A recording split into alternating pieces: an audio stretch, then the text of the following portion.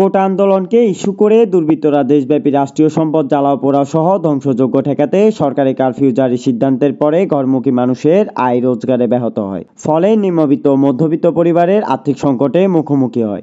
দিনমজুরি ও অসহায় অসচ্ছল পরিবারগুলোর জন্য দুমুঠো খাবার তুলে দিতে প্রধানমন্ত্রী শেখ হাসিনার নির্দেশে ফেনীতে 2 আসনের সংসদ সদস্য 50,000 পরিবারের জন্য খাদ্য বিতরণে উদ্যোগ গ্রহণ করে।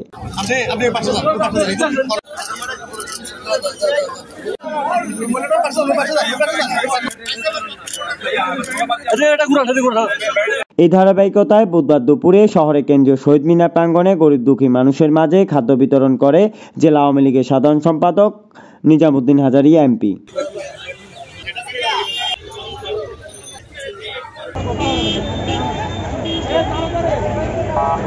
আপনারা জানেন আমাদেরকে নির্দেশনা দিয়েছে যে কর্মহীন হয়ে পড়া মানুষদের মাঝে খাদ্য সহায়তা দেওয়ার জন্য।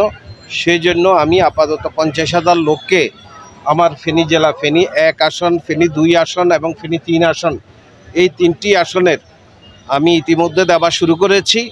আমি 50,000 লোককে খাদ্য সহায়তা দিব। পর্যায়ক্রমে যদি প্রয়োজন হয়, এটা যত প্রয়োজন হয় ততই দিব, এটার কোনো সীমাবদ্ধতা নাই। আমরা যতক্ষণ পারি আমরা ততক্ষণ পর্যন্ত দিয়ে যাব, যেটা অতীতে যেভাবে কোভিড চলাকালীন সময় আমরা দিয়েছি। আমরা সেখানে যেরকম কোনো হিসাব রাখি নাই, পরবর্তী দেখেছি প্রায় 2.5 লক্ষ লোককে দিয়েছি। এইবার যদি প্রয়োজন হয় তারও বেশি দিব।